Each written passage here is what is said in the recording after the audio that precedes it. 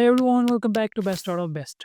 Today we are talking about something that have been blowing off online: electric spine scrubber. If scrubbing tiles, growth, and tubes is your least favorite chore, this tool might just be your new best friend. So let's see if it lives up to the hype. Okay, inside the box, you will find the main scrubber handle with an extendable rod, three interchangeable brush heads, a charging cable, and a simple user manual. First impression, it's lightweight but solid, and the handle extension means no more bending or needing to clean those hard to reach spots. Setup is quick, just snap the pieces together, charge it up, and you're ready to go. Now let's go over the standout features. Cardless design with USB charging, no tangle cards while you clean, and it runs for about 50 to 60 minutes on a full charge. Three brush heads, a flat brush for large surfaces, a dome-shaped brush for corners, and a pointed brush for tight spots like growth. Extendable handle, great for cleaning high shower walls or low bathroom tiles without big strain. Water-resistant build.